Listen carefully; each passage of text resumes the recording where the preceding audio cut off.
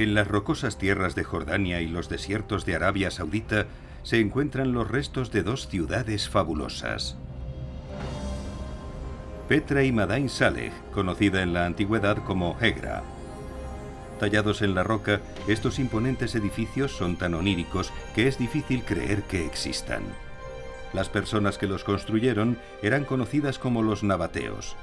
Gran parte de su historia se ha desvanecido en el tiempo, pero estos asombrosos templos y tumbas ocultan profundos secretos sobre su forma de vida. Parece ser que las mujeres gozaban de un alto estatus en esa sociedad. Inscripciones antiguas y nuevos descubrimientos sugieren que las mujeres ejercían un poder sin igual en el reino perdido de los nabateos. Dejan muy claro que las mujeres tenían los mismos derechos de propiedad que los hombres. Casi todo el mundo antiguo estaba controlado por hombres, pero el reino de los nabateos estaba dominado por un matriarcado desaparecido. Lugares sagrados. Petra.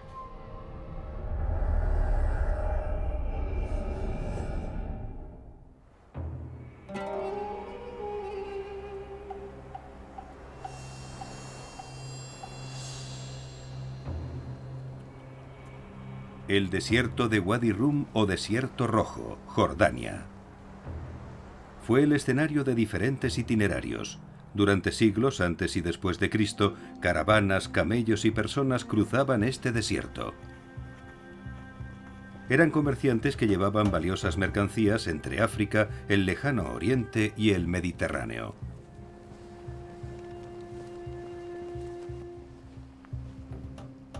La ubicación estratégica de Nabatea era fundamental para las rutas procedentes de Arabia, que iban hacia Siria, el Mediterráneo y Egipto. Los comerciantes transportaban diferentes mercancías, pero sobre todo suministraban las más preciadas y solicitadas para medicamentos y rituales religiosos: incienso y mirra. El comercio surgía en cualquier lugar porque la gente quería intercambiar mercancías que no tenían. Y en esta parte del mundo había una gran demanda. Y lo que querían sobre todo era incienso y mirra. El incienso era utilizado por todas las religiones del mundo antiguo, desde Roma a Atenas y hasta Jerusalén. Y era un ingrediente importante en la medicina antigua. Quien controlara el comercio de incienso y mirra podría ganar mucho dinero. Los nabateos empezaron siendo una tribu nómada y no tenían una base estable. Cuando se vive así, debes localizar dónde está el agua. Tienes que trasladar a tus animales a lugares donde haya agua.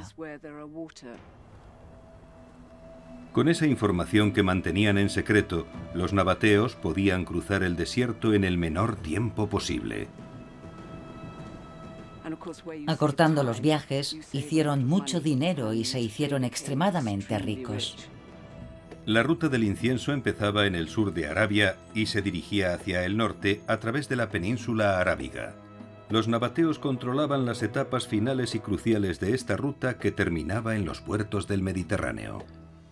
Y así los nabateos aprovecharon su posición en estas tierras y se hicieron muy ricos en un lapso de tiempo bastante corto.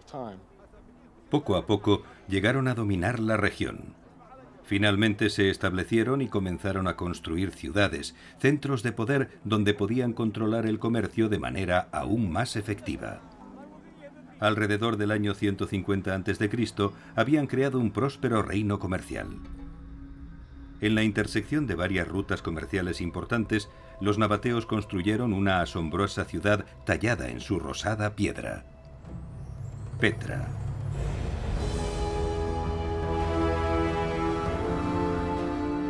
Su nombre significa simplemente piedra. Es un país de maravillas, con edificios fabulosos, tumbas y templos dedicados a los dioses nabateos. La fachada tallada en la piedra, un majestuoso tesoro, es la entrada a Petra, bien conocida por millones de seguidores de Indiana Jones.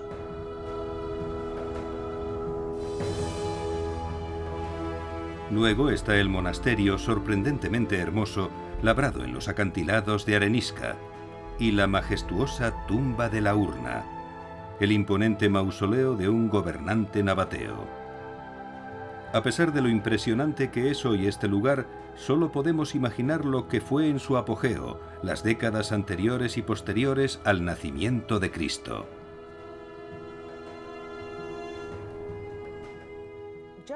A juzgar por el tamaño del teatro, diríamos que aquí vivían alrededor de 30.000 personas.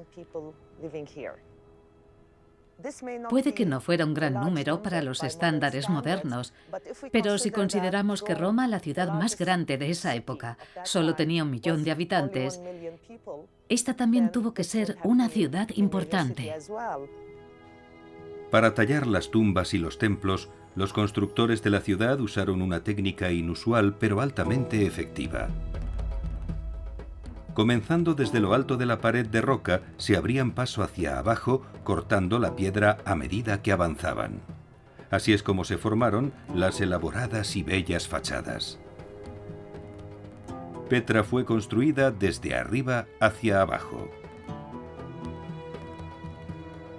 La ciudad ahora es un lugar de piedras y polvo. Es difícil imaginar que el agua fluyera por aquí, pero hace unos 2000 años era un oasis hecho por el hombre. Los pozos de agua fueron muy importantes para los nabateos, porque en un ambiente desértico como el sur de Jordania o la actual Arabia Saudita, no hay muchas fuentes de agua naturales disponibles. Pero los nabateos, como muchos pueblos árabes, buscaron, extrajeron y aprovecharon las fuentes naturales de agua. Los nabateos conseguían parte del agua de los manantiales que abundaban en las montañas de alrededor. Pero había otra fuente de vital importancia.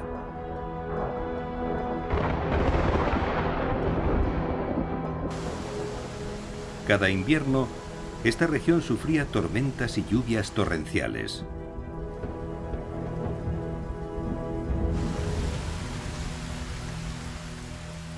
Los nabateos se hicieron expertos en el almacenaje de agua. Para asegurarse de que no se desperdiciara ni una gota, los ingenieros idearon un ingenioso sistema de presas, canales y depósitos. Si nos fijamos en los sistemas de agua, vemos que los nabateos desarrollaron una ingeniería hidráulica asombrosa. Tomaron ejemplo de los idumeos y de las fuentes árabes.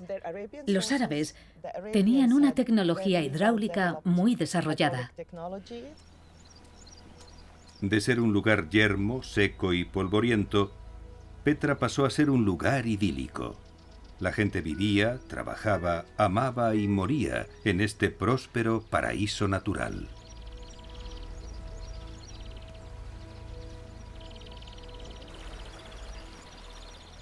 Sin agua no hay vida, y por eso era tan importante aquí, especialmente en este clima árido. Se necesitaban grandes cantidades para las caravanas que pasaban. Los nabateos prosperaron y se multiplicaron, pero a medida que su ciudad crecía, las demandas de agua se hicieron cada vez mayores. Cuando el abastecimiento se redujo después de un largo año de sequía, pidieron ayuda a una fuerza divina, no a un dios, sino a una diosa. Los nabateos adoraban a 3 poderosas deidades femeninas.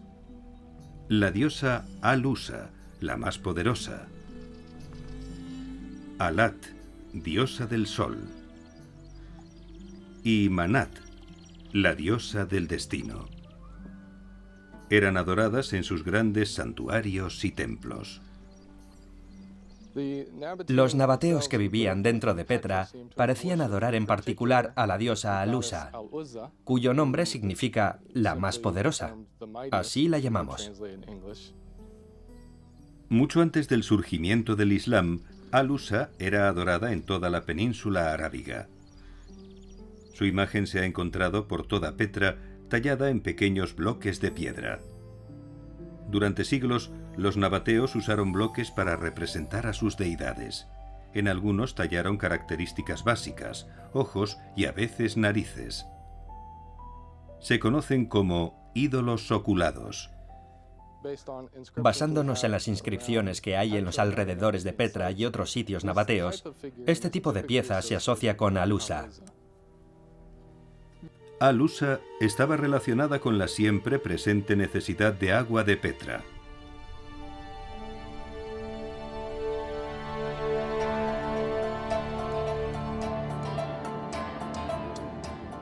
Justo en la entrada de la ciudad hay un sinuoso pasillo de roca, el Sig.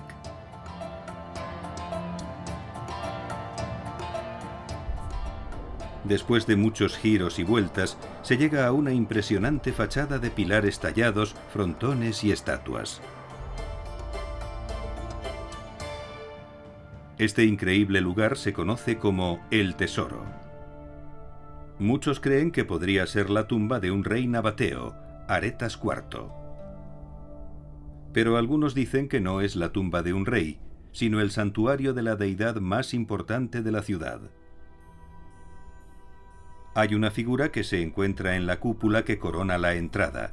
Está desgastada por muchos siglos de viento del desierto, de lluvia y de sol. Hoy es difícil distinguir muchos detalles, pero los expertos coinciden en que no es la estatua de un rey o un dios. Es la estatua de una mujer, una diosa. Está en la fachada del edificio más grande de Petra y representa la fortuna y el espíritu de la ciudad. Pero también es importante por otra razón. Directamente bajo ella, en el frontón triangular del edificio, está el símbolo de Isis, la diosa egipcia de la fertilidad. Isis es la equivalente a la diosa nabatea Al-Usa, y al igual que su diosa hermana egipcia, Al-Usa era responsable de la fertilidad y la lluvia. Los nabateos rezaban a Al-Usa pidiendo agua vivificante. Esta podría ser la razón por la que los símbolos de la diosa se encuentran en toda Petra. Y podría vincularse con el monumento más grande e imponente de la ciudad. En una ciudad de magníficos monumentos, uno de los más importantes está en la cima de los acantilados de arenisca del oeste. Hoy se conoce como el monasterio, pero originalmente era un templo sagrado, uno de los centros ceremoniales más importantes de Petra. Hay una pista sobre el propósito del monasterio en un misterioso edificio a poca distancia, más abajo, en la ladera de la montaña. En la antigüedad, este lugar era utilizado como comedor, pero también tenía un propósito sagrado. Sobre la entrada están los restos de una abertura redonda. El astrofísico Juan Antonio Belmonte está estudiando las alineaciones entre los monumentos y los objetos celestes en el cielo de Petra. En 2015 descubrió algo increíble aquí, algo que había sido olvidado durante muchos siglos. Al igual que Stonehenge en Inglaterra y Newgrange en Irlanda, esta cámara está alineada con el sol de pleno invierno. En la mañana del solsticio de invierno, la luz del sol entra hasta el centro a través de esta abertura especial. La alineación demuestra que este era un lugar sagrado. En el momento del solsticio, una gran procesión de creyentes venía aquí para celebrar el amanecer. Pero el ritual no terminaba ahí. Los leones que custodiaban la entrada a la cámara tenían un significado especial, y este era el motivo por el que los nabateos continuaban el ritual más arriba, en la montaña, en el monasterio.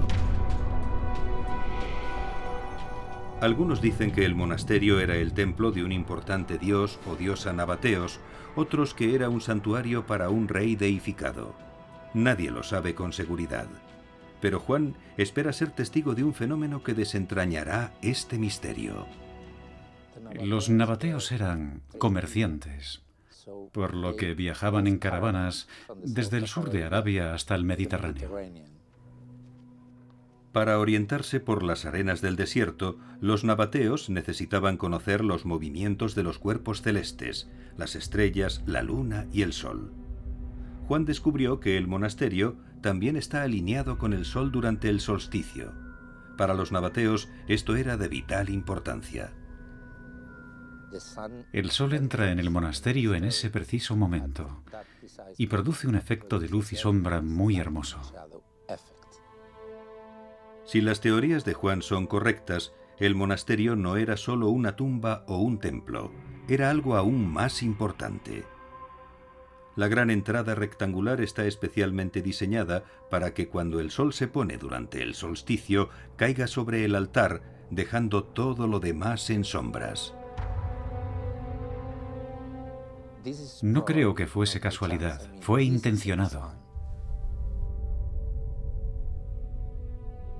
Desde la posición ventajosa del altar, un sacerdote o funcionario religioso podía ver cómo destacaba una silueta contra el sol del solsticio. Era una roca con forma de cabeza de león que resaltaba en negro contra el sol poniente.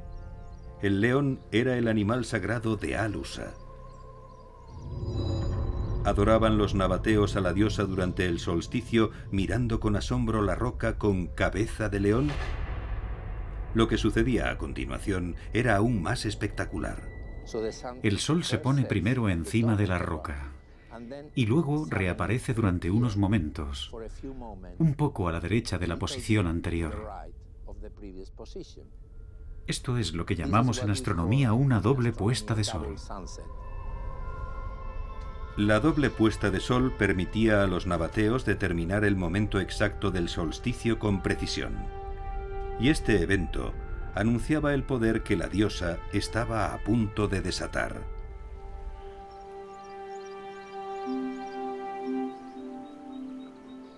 Como muchas otras deidades femeninas de Oriente Medio y del Mediterráneo, Al-Usa representaba la fertilidad.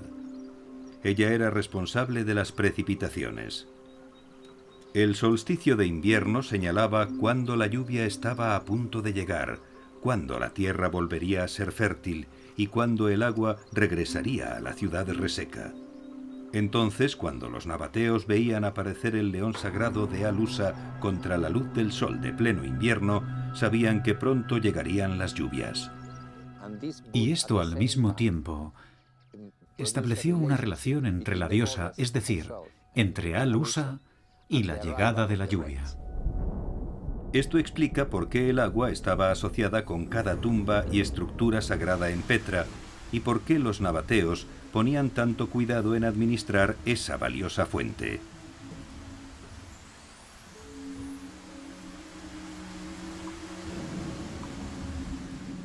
Es posible que Al-Usa fuera la más poderosa entre los dioses y diosas nabateos, pero ¿este poder divino también tenía lugar en la tierra?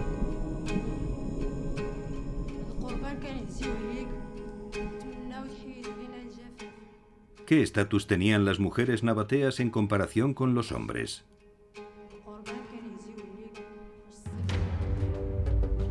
En el centro de Petra se encuentran los restos de otro templo, un altar elevado rodeado de grupos de columnas rotas. Este es el templo de los leones alados, llamado así por los leones alados que adornaban los capiteles de las columnas. Este también era un templo de Al-Usa.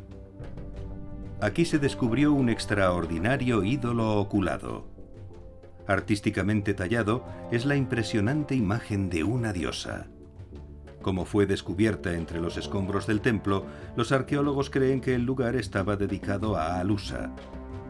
Todo en el templo sugiere que era un lugar de rituales misteriosos donde rendían culto a la diosa, quemaban incienso y cantaban.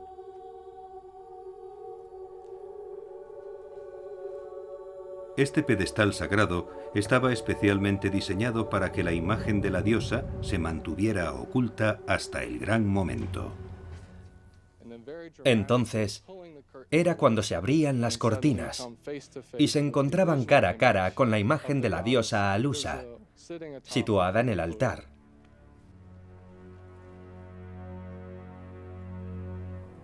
Las sacerdotisas debieron tener un papel importante en estos rituales. El gran estatus de Al-Usa sugiere que las mujeres nabateas también eran importantes en esta sociedad. Tenían muchos más derechos y libertades que las mujeres europeas o del mundo romano.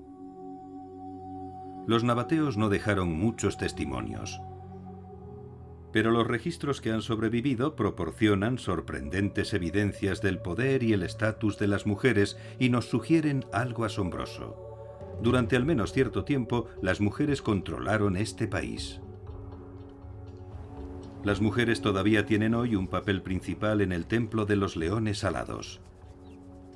En este gran templo, los arqueólogos han propiciado un compromiso social, dando poder a las mujeres locales por medio de la capacitación y el trabajo en el patrimonio cultural. Desde 2012, nuestro proyecto intenta conservar y restaurar los restos existentes para que estén más presentables para los visitantes y para que duren muchas generaciones. Y al emprender este proyecto y llevarlo a cabo, estamos haciendo algo en particular. No tener solo especialistas extranjeros para hacer estos trabajos, sino que empleamos a personas de las comunidades cercanas. Este nuevo enfoque positivo anima a los lugareños y especialmente a las mujeres a aprender técnicas de arqueología y gestión de recursos culturales. Además, tanto a hombres como a mujeres se les ha enseñado a conservar el sitio.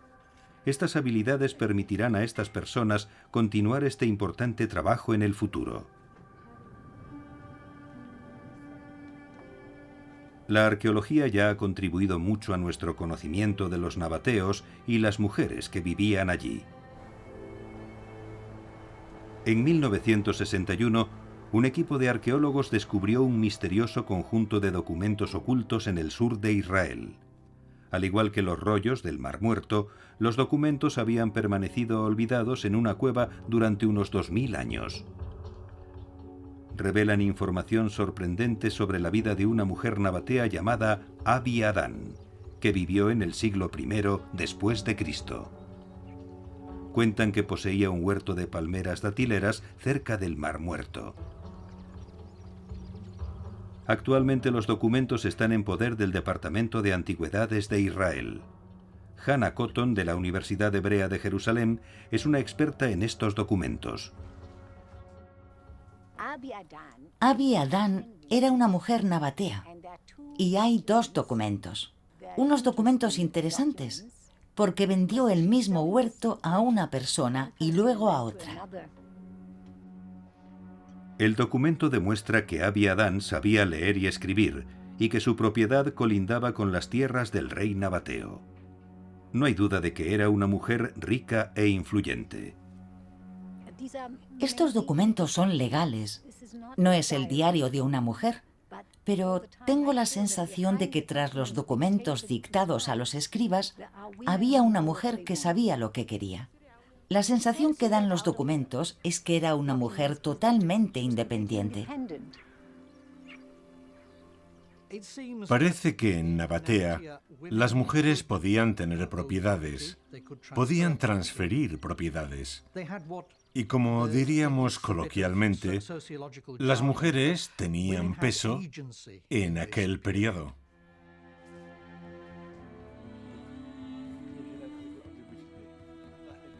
Las mujeres que vivían en otras partes del mundo antiguo solo podían soñar con estos privilegios. Pero en Nabatea, las mujeres tenían un estatus extraordinario. Para obtener más información, debemos estudiar otros escritos que han sobrevivido hasta nuestra época. Estas inscripciones se encuentran en una fabulosa ciudad dorada, olvidada en medio de las arenas de Arabia Saudita. Se llama Madain Saleh, pero algunos la conocen por su nombre antiguo, Hegra. Hegra está situada en una meseta llena de grandes formaciones de arenisca. Las excavaciones han dado con más de un centenar de tumbas, incluidas 94 construidas por los habitantes más ricos y poderosos de la ciudad. Cuando los romanos conquistaron Nabatea en el año 106 después de Cristo, Hegra se convirtió en una ciudad cuartel y los romanos estuvieron aquí. Pero antes de eso, era una de las ciudades nabateas más importantes. Después de Petra, esta era la segunda ciudad del reino nabateo, ubicada en el sur del reino.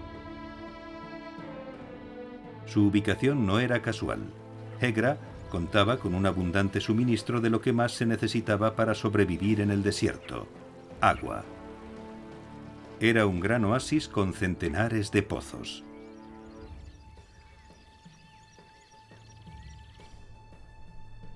Pero había otra razón más provechosa para la existencia de Hegra. Estaba estratégicamente situada en una gran ruta comercial, la ruta del incienso. Caravanas y comerciantes pasaban por este camino, transportando el preciado incienso desde el sur de Arabia hasta los puertos del Mediterráneo. Para sus habitantes había atractivas oportunidades de negocio.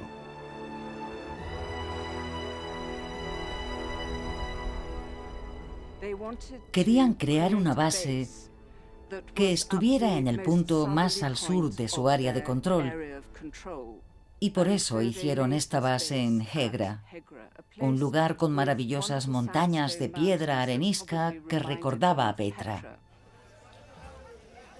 Hegra fue prosperando. En la época del nacimiento de Cristo era una ciudad rica y bulliciosa.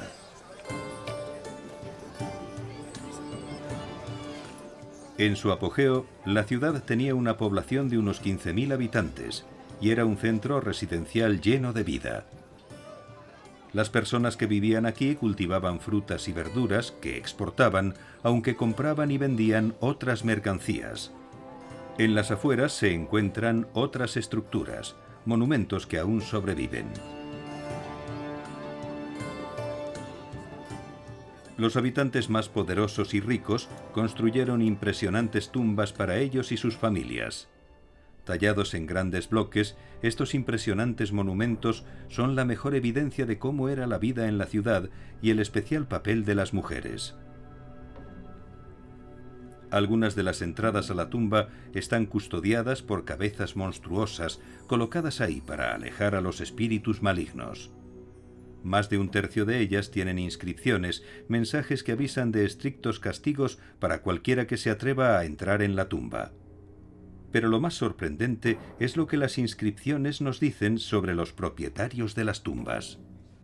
Estas inscripciones son textos legales y una de ellas dice que la inscripción en la tumba es una copia de un documento en papiro que se guardó en un archivo.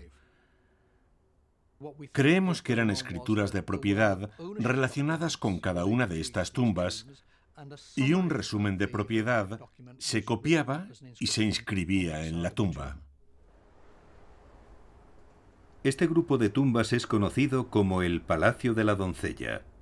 Es un nombre adecuado. Estos lugares dan una clara visión de las vidas de las mujeres de Hegra. Porque como muestran las inscripciones, muchas de las tumbas no eran propiedad de hombres, sino de mujeres. Las inscripciones prueban algo importante. Abiadán, la terrateniente que vivía cerca del Mar Muerto, no era una excepción. Las mujeres nabateas de Hegra también tenían propiedades. De hecho, es posible que fueran propietarias del 25% de las tumbas de este antiguo cementerio. Lo interesante de las inscripciones de las tumbas de Madain Saleh es que dejan muy claro que las mujeres tenían derechos de propiedad iguales que los hombres. Hay uno o dos casos en que la parte femenina de la familia poseía el 75% de la tumba y los miembros masculinos, que eran menos, un 25%. Se confirma el trato legal de estas inscripciones. Definían con precisión a quién pertenecía cada parte de la propiedad. Pero los privilegios de las mujeres nabateas iban más allá de la propiedad de las tumbas. Algunas asumían papeles importantes como guardianas o protectoras. Una mujer llamada Uasug, hija de Bagrat, era propietaria de una de las tumbas. Era la matriarca de una familia importante que tenía 5 hijas y disfrutaba de un gran estatus en Hegra. Es identificada como la protectora de varias personas. No sabemos los nombres de esas personas, pero sí sabemos que algunos eran hombres. Uasug era responsable de ellos y sus propiedades. Es posible que incluso vivieran bajo su techo. Uasug pudo ser una líder tribal con tanta autoridad como cualquier jefe masculino. Por lo menos era una mujer poderosa e influyente. Las mujeres podían ejercer un poder aún mayor, poder sobre otros seres humanos. La esclavitud no era una práctica en el reino nabateo, pero existía, y hay algunas evidencias en esta región que demuestran que algunas mujeres eran propietarias de esclavos. Se sabe que había algunos esclavos, aunque no era común. Si una mujer tenía un esclavo en casa como sirviente, no suponía ningún problema. Las mujeres nabateas poseían tierras, tumbas e incluso esclavos. Esas mujeres ejercían una notable influencia y autoridad. Esta idea se ve reforzada por uno de los símbolos más llamativos, algo que conecta la ciudad con Petra y la poderosa diosa venerada en la capital nabatea. La fachada de esta tumba es tal vez la más elaborada de todas, ricamente decorada con columnas y capiteles esculpidos. La entrada está custodiada por dos esfinges, leones alados con rostros femeninos. El león era el animal sagrado de la diosa Alusa, y también había estatuas de este tipo en el templo de los leones alados de Petra. Es como si el poder de Alusa y las mujeres, a las que ella representaba, también destacara aquí, en Hegra. Ahora uno de estos sitios sagrados ha revelado sus secretos. Esta es la tumba de Kamkam, que vivió en Hegra durante la época del nacimiento de Cristo. Era sacerdotisa de un templo local dedicado a un dios o a una importante diosa nabatea. La inscripción nos dice que ella y su hija hicieron la tumba para ellas y sus descendientes. También están los nombres de la madre y la abuela de Kamkam. Kamkam y su hija inscribieron 4 generaciones de descendientes por la parte femenina de su familia. Daban importancia a los descendientes por parte materna y no por parte paterna, que era mucho más normal. Pero ¿dónde estaban los hombres? En esa época, la mayoría de las sociedades eran patriarcales. ¿Cómo llegaron las mujeres a ser tan poderosas? La respuesta está en la historia del apreciado incienso, la verdadera razón de la existencia de Hegra. Los nabateos eran muy hábiles en el transporte de mercancías. Conseguían productos de todos los rincones del mundo conocido y los llevaban a cientos de kilómetros atravesando desiertos abrasadores. Y no comerciaban con productos de uso diario. Se especializaron en el transporte de productos de lujo, especialmente incienso. El incienso y la mirra eran vitales en los rituales religiosos de las sociedades antiguas. También se usaba como medicina curativa, el antiguo equivalente a la penicilina. El incienso era utilizado por muchos pueblos de la zona. Era un producto muy valorado.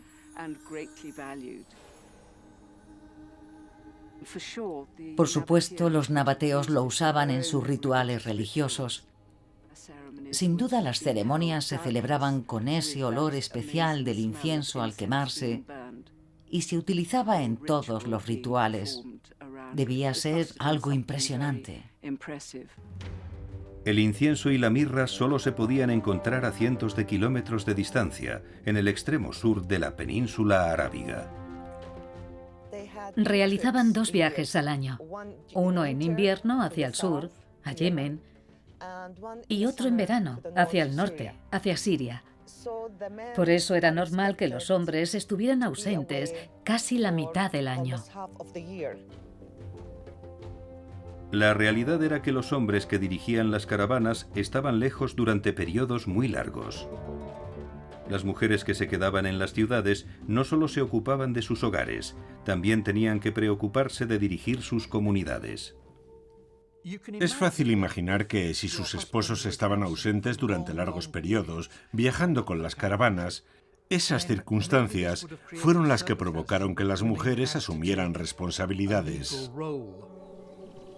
Libres de interferencias masculinas, las mujeres nabateas descubrieron que podían operar independientemente como propietarias, poseer esclavos y ser líderes de la sociedad. Los ecos de esos tiempos de libertad aún resuenan en nuestros días. Los beduinos, las tribus del desierto de Arabia, aún residen cerca de Petra. Algunos son descendientes de los nabateos. Manal al-Fakir es de la tribu de los Bedul, la tribu beduina que solía vivir en las cuevas de Petra. Cree que las mujeres beduinas de hoy deberían tener los mismos derechos que sus antiguas antepasadas. Como mujer, viviendo con los beduinos, no tienes libertad. La mujer tiene que trabajar, limpiar, cocinar, y el hombre no puede hacer nada.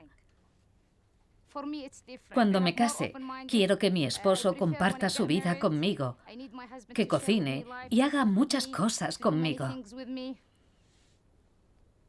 Trabajo en el sector turístico. Soy de mente abierta. Y eso te hace ver las cosas de diferente manera. Y como mujer no quieres vivir esa vida.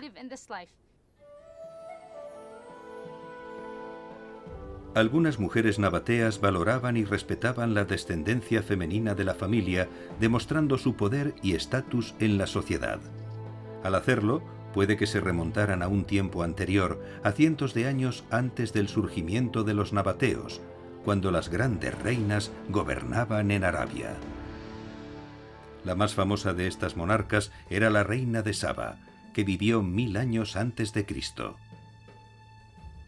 La Biblia nos dice que visitó al rey Salomón y le llevó objetos de oro, joyas y especias. Los nabateos también tenían reinas, mujeres fuertes y voluntariosas que ejercían un poder extraordinario. Aún se encuentran muestras de su estatus en la capital nabatea, Petra.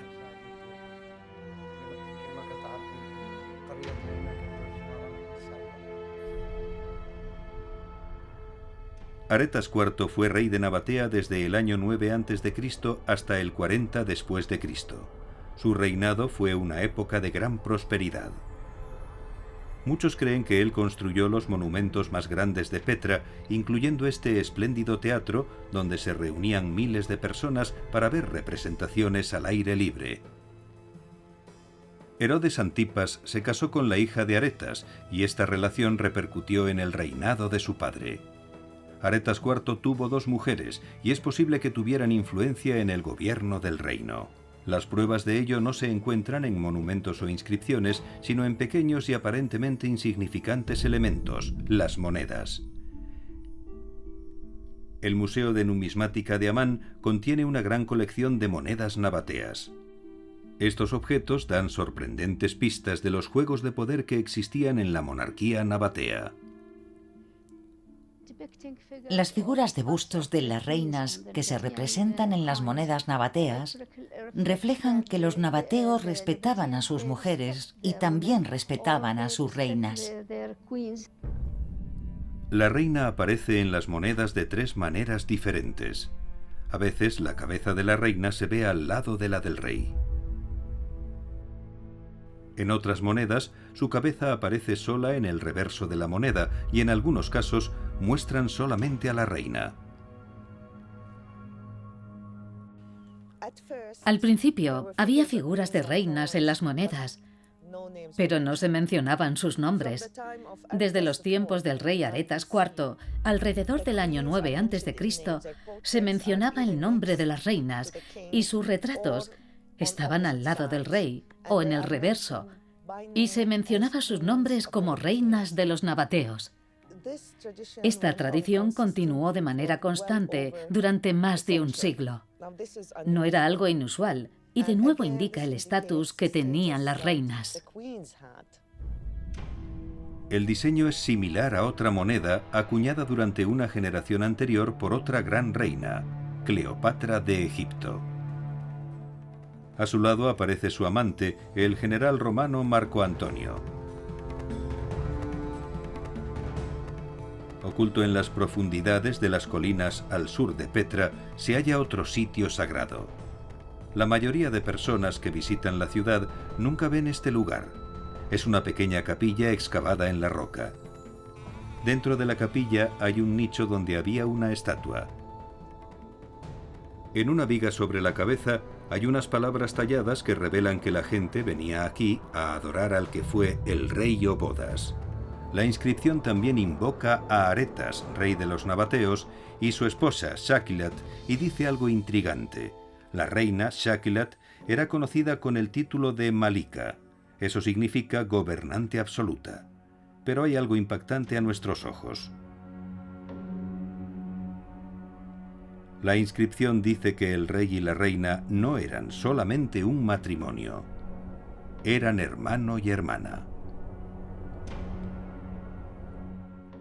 Lo primero que se les ocurrió a los eruditos cuando vieron esto fue compararlo con el Egipto tolemaico, donde el matrimonio entre hermanos y hermanas era normal. Se consideraba parte de la religión y parte de la consolidación de la dinastía.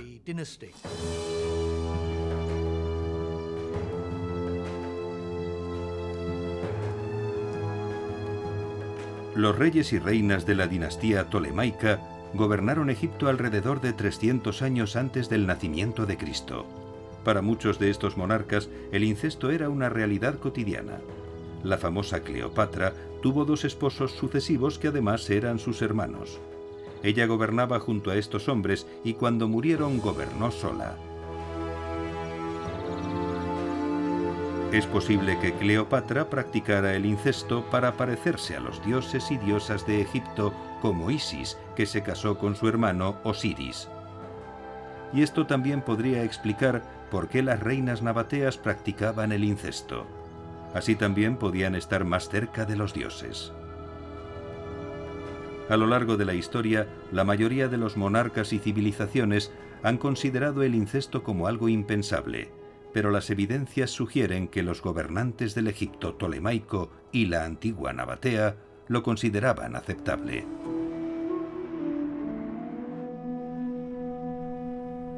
Una prueba más fehaciente de que las reinas nabateas buscaban la inmortalidad se encuentra en el mayor de los monumentos de Petra, el Tesoro.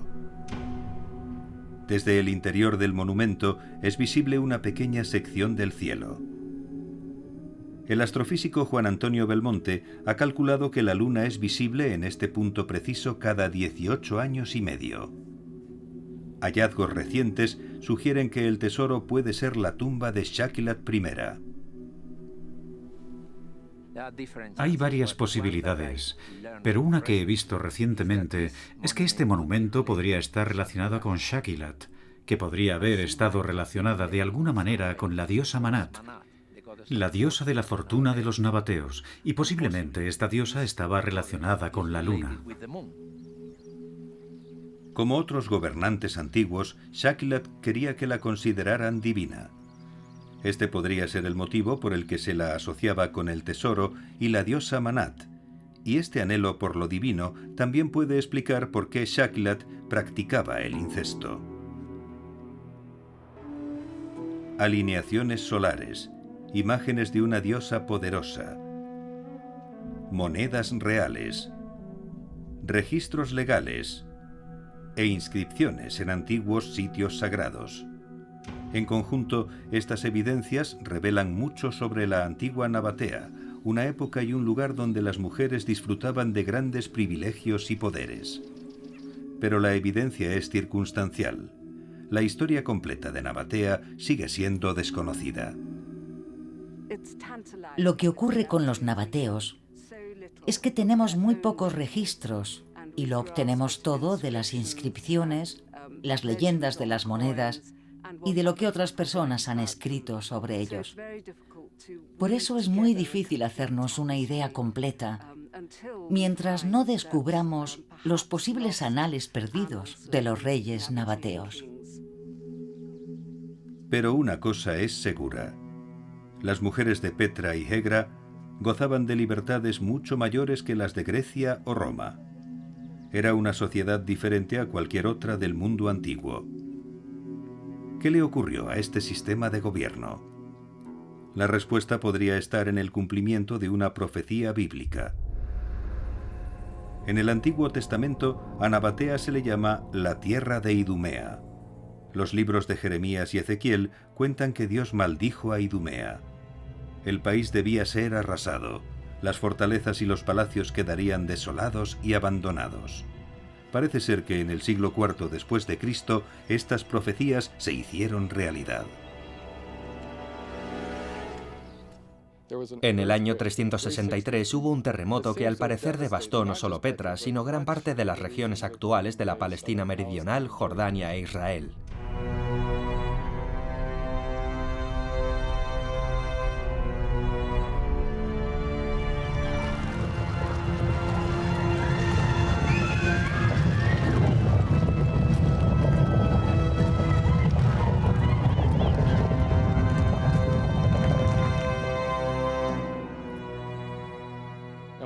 Y lo sabemos sobre todo por los restos arqueológicos de Petra, donde lo vemos no solo en el templo de los leones alados, sino en otras estructuras excavadas, donde colapsaron grandes partes del monumento. Y parece ser que esa destrucción cambió drásticamente la vida en Petra.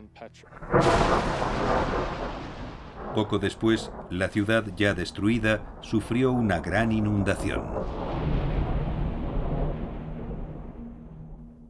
Pero eso no significa que la ciudad dejara de existir o fuera abandonada por completo. Sabemos a ciencia cierta que varios siglos después, una próspera comunidad cristiana vivió en Petra. Tal vez los nabateos creían que la catástrofe predicha en la Biblia cristiana se había hecho realidad. Tal vez temían una mayor devastación y pensaron que era hora de cambiar de dioses. Cualquiera que fuera el motivo, muchos de ellos abandonaron su antigua religión y empezaron a practicar el cristianismo. En el 447 después de Cristo, la tumba de la urna se consagró como catedral cristiana. El cristianismo ya era entonces la religión oficial del Imperio Romano. Había sido excavada para ser el lugar del entierro de un rey nabateo, pero resultó ser idónea para una nueva religión de rápido crecimiento. Este monumento también es el escenario de un evento solar único. El sol del solsticio de invierno ilumina la esquina noreste del monumento, un marcador útil para la Navidad. Durante el equinoccio de primavera brilla directamente sobre la pared oriental. Este es el momento de la Pascua, y durante el solsticio de verano el sol ilumina la esquina sudeste, marcando una celebración principal, la festividad cristiana de San Juan. La tumba de la urna actuaría como una especie de dispositivo astronómico que ofrecería a los cristianos un conjunto completo de posibles alineaciones astronómicas que se utilizarían para establecer un calendario litúrgico. Pero algunos aún se aferraban a los vestigios de la antigua religión. En remotos rincones del olvidado reino, los nabateos continuaron adorando a Al-Usa y a sus diosas hermanas Alat y Manat. 200 años después, otra dinámica religión barrió Oriente Medio, el Islam. El profeta Mahoma fue la fuerza impulsora de esta nueva religión. Como los cristianos que llegaron antes que él, predicó el lenguaje del patriarcado. No estamos bien informados de lo que sucedió, cómo fueron eliminadas esas diosas después de la llegada del Islam. Pero parece que hubo un declive gradual, y el Islam monoteísta se extendió con bastante rapidez. Con la llegada de la nueva religión, el tiempo de esas tres diosas llegó a su fin. En el Islam no puede haber más Dios que Alá. En el 630 después de Cristo, el profeta Mahoma ordenó la destrucción de una imagen de Al-Usa cercana a la Meca. Había sido considerada una gran diosa, conocida en todas partes como la más poderosa. Fue degradada al estatus de un simple ángel, una hija de Alá. Sorprendentemente, no desapareció. En vez de destruir las viejas deidades, el profeta y sus seguidores se dieron cuenta de que era más fácil incluirlos en su nueva religión. La comunidad de mujeres poderosas que había existido en todo el reino nabateo desapareció para siempre. Pero el pueblo bedul de Jordania todavía muestra rastros de su herencia nabatea. Las mujeres que viven según las tradiciones no olvidan su herencia milenaria. Las mujeres de la antigua Nabatea ya no existen, pero aún quedan rastros de su asombroso mundo en los fabulosos lugares sagrados de Petra y Hegra.